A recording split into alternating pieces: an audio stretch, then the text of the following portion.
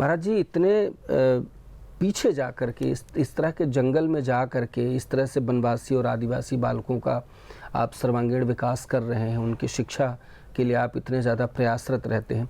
महाराज जी, वो शिक्षा शहर में भी दी जा सकती थी, आप आश्रम शहर में भी बना सकते थे जहां आसानी से आप लोगों से जुड़ पाते, लोग आपसे जुड़ पाते।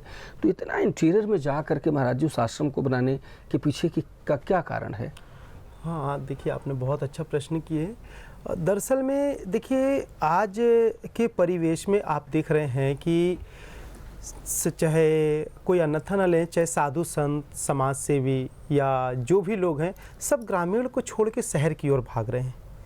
जब ग्रामीण को छोड़कर शहर की ओर सब भाग रहे हैं और जिनकी क्षमता ग्रामीण से शहर जाने की नहीं है, जो शिक्षा से वंचित हैं, जो जरा भी शिक्षित है वो शहर में जा रहा रोजी रोटी के लिए, रोज़मर्रा की ज़िंदगी के लिए, पर जो शिक्षित नहीं है वो एक ग्रामीण में धीरे धीरे और नीचे की ओर जाता जा रहा। हमारे साधु संत भी आज शहर में जा रहे हैं कि बड़े स्कूल खोलें, बड़े विद्यालय खोलें, योगाचार बने, दुनिया भर की चीज़ें बने, या फिर शहर के लोगों का सहयोग लेके शहर में ही लगाएं ताकि शहर के लोग ही लगें। मेरा मानना है कि जो इंसान डेली मिठाई खाए उसको मैं मिठाई एक दिन खिला भी दूं तो कहेगा हाँ स्वाद अच्छा है, 1 घंटे बाद भूल जाएगा। मैं तो ग्रामीण अंचल में ऐसे ऐसे जगह जाकर देखा कि शिक्षा, लाइट, शासन की इतनी योजनाएँ होती हुई भी आज भी वह इन योजनाओं से वंचित हैं। वो जानते नहीं। आप अभी लगभग 3 वर्ष पहले मैं रोड से कहीं गुजर रहा था, तो ग्रामीण अंचल के लोग कुछ आए वहाँ, तो मैंने कहा आप लोग भैया कहाँ के हैं, यहाँ के तो है नहीं। तो बोले हम लोग रेलगाड़ी देखने आए हैं। कितने आश्चर्य की बात है कि आज की आधुनिकता में रेलगाड़ी देखने के लिए वो बच्चों को लेकर लाइन के किनारे खड़े थे कि हाँ हम रेलगाड़ी देखेंगे। बिल्कुल सच घटना। मैं उनके पास खड़ा हुआ, फिर उनका एड्रेस लिया, फिर वहाँ मैं गया तो लगभग 40 किलोमीटर पैदल जाना पड़ा। मुझे प्रेरणा आई कि क्यों मैं जीवन पर्यंत ग्रामीण अंचल में ही सेवा करूंगा, और शहर की ओर तो सब भाग रहे हैं। मैं उन्हें मिठाई खिलाना चाहता हूं, उन्हें वह स्वाद देना चाहता हूं जो उस स्वाद को कभी नहीं पाए। इस विचारधारा के साथ जो लखाखेरा ग्राम है, ग्रामीण अंचल है, एक तो वहाँ की विशेषता कि आज से कई हजार वर्षों की तपोभूमि है। दूसरा, आत्म साक्षात्कार मुझे उसी भूमि पे हुआ। तीसरा, वहाँ की भूमि बहुत जागृत है, वहाँ जाने मात्र से किसी भी तरह की शारीरिक मानसिक परेशानियाँ दूर होती हैं। चौथा, ऐसा ट्राइबल में है कि चारों तरफ से जंगल और वनवासी भाई लगे हुए हैं। ग्रामीण है, जंगल है, शिक्षा से लोग वंचित हैं, रोजगार से लोग वंचित हैं।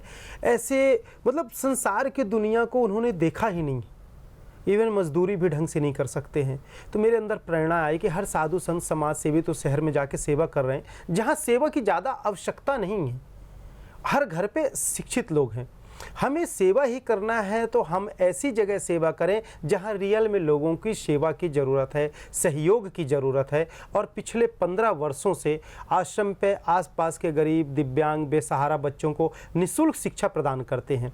आप लोग आइए, आश्रम की वास्तविकता को देखिए। लफ्ज़ों से तो सभी कहते हैं, बेहतर है कि प्रैक्टिकल की ओर चलें। आप लोग आकर देखें कि किस स्थिति में हम 15-20 वर्षों से बच्चों को शिक्षा दे रहे हैं, और इसके बाद हम कोई गवर्नमेंट का ऐड भी नहीं ले रहे हैं। आप सब लोगों के सहयोग, आप सब लोगों के विचार का सहयोग, शारीरिक, मानसिक, आर्थिक, दैहिक, वैदिक, मतलब सहयोग कई तरह के होते हैं। तो आप सभी लोगों के सहयोग से यह छात्रावास चलाकर बच्चों को शिक्षा प्रदान कर रहे हैं। और मेरा विचार है कि जितना जंगल ट्राइबल में जाएँ, ग्रामीण अंचल में जाएँ, तो वहाँ सेवा करें जहाँ लोगों की सेवा की ज़रूरत है। शहर से हमें ग्रामीण की ओर जाएं। हर ग्रामीण शहर की ओर भाग गया। हमारे प्राकृतिक औषधियाँ, प्राकृतिक खान पान, अब कुछ नहीं रह गया। इसीलिए हर महीने ऐसी 10 बीमारियों पर साइंटिस्ट रिसर्च करती है और 10 बीमारी नए नए पैदा होते हैं, क्योंकि हम प्राकृतिक वातावरण से दूर भाग रहे। और हम आप सब लोगों को प्राकृतिक वातावरण, प्राचीन तपोभूमि की ओर लेकर आना चाहते हैं। वहाँ पर आगामी एक गुरुकुल ध्यान योग केंद्र खोलने का भी विचार चल रहा। अभी छोटा सा गौशाला है, बच्चों को शिक्षा 20 वर्षों से दे रहे हैं। और भी सामाजिक कार्य चल रहा है, जो मेरा नहीं है यह कार्य, यह देशवासी सामाजिक लोगों का और सभी श्रद्धालुओं का है। आश्रम ट्रस्ट है, संस्था है, लोगों के दान सहयोग से आयकर की धारा 80G के तहत कर मुक्त भी है। और ये 10 वर्ष पुराना रजिस्ट्रेशन है। मतलब आप आंकड़ा लगा लीजिए कि 2007 से ये सेवा चल रही है। जो हम कहते नहीं, परमात्मा की सेवा है, परमात्मा का है। यदि कोई कुछ करता है, कोई कुछ लगाता है, तो उसका पुण्य उन्हें मिलेगा। जिस प्रकार कहीं के बैंक में कोई रखे पैसा, ब्याज उसके मालिक को मिलता है। उसी तरह यह कार्यक्रम मैं एक माध्यम हूँ करने वाले तो आप सब लोग हैं, आप लोग करेंगे, उसका पुण्य और लाभ आप लोगों को मिलेगा। और शिक्षा में ही इसलिए करना चाहता हूँ कि समाज का और देश का विकास, प्रथम सर्वांगीण विकास शिक्षा पर निर्भर है।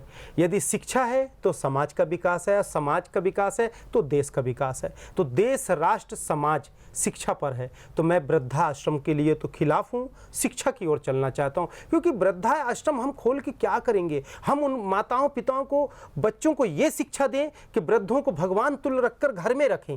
अरे हम बड़े बड़े महल बनाकर, बिल्डिंग बनाकर सारे वृद्धों को क्यों हम अपने पास रखें? वृद्ध तो माँ हमारे भी हैं, आपके भी हैं। तो उनके बच्चों को यह संस्कार दें। यदि हम वृद्ध माताओं को अपने पास रखते हैं तो निश्चित हम उनके बच्चों को कुसंस्कार दे रहे हैं, हम शिक्षा नहीं दे रहे, इसलिए वृद्धों को रख रहे हैं। क्यों? कि उनके बच्चों को शिक्षा नहीं दे रहे और हम ये कह रहे हैं कि हम वृद्धों की सेवा कर रहे हैं। अरे जो बच्चा अपने माँ बाप का सेवा ना करे वो कैसे संस्कारवान हो सकता है? तो फिर हम कैसे संत हो सकते हैं कि हम संस्कारवान का संदेश दे रहे हैं लोगों को? इसलिए सभी दर्शकों से कहूँगा कि वृद्धा आश्रम नहीं, बल्कि घर पे ही वृद्धों को भगवान तुल्य पूजें। और उनका पूजा करना, उनकी सेवा करना साक्षात परमात्मा की सेवा है। और ऐसे परमात्मा की सेवा जब हम घर पे करके शांति और सुकून और सुख शांति चैन पा सकते हैं तो हम ऐसों को दूर क्यों करें? बल्कि वृद्धाश्रमों से निवेदन है कि ले लेकर अपने घर जाएं पुनः और आरती उतार कर माता पिता की पूजी करें और धन समृद्धि से बिल्कुल भर जाएं आप लोग। लक्ष्मी की कृपा होगी आप पे, क्योंकि लक्ष्मी स्वरूप होते हैं चौथेपन में लोग। इसलिए क्योंकि भगवान परीक्षा लेता है बच्चे का। आज हम माँ बाप को भेजेंगे वृद्धाश्रम, कल को हमारे बच्चे हमें भेजेंगे। तो ये तो जीवन की लाइफ साइकिल है, रूटीन है। जैसा करेंगे वैसा पाएंगे, सांस से देंगे सांस से पाएंगे। इसलिए मैं शिक्षा की ओर चलना चाहता हूँ ताकि समाज और देश सुधरे। आप लोग भी सहयोग करें, एक बार आश्रम आकर वास्तविकता स्थिति को देखें, बेहतर रहेगा आप लोगों के लिए। बिल्कुल महाराज जी।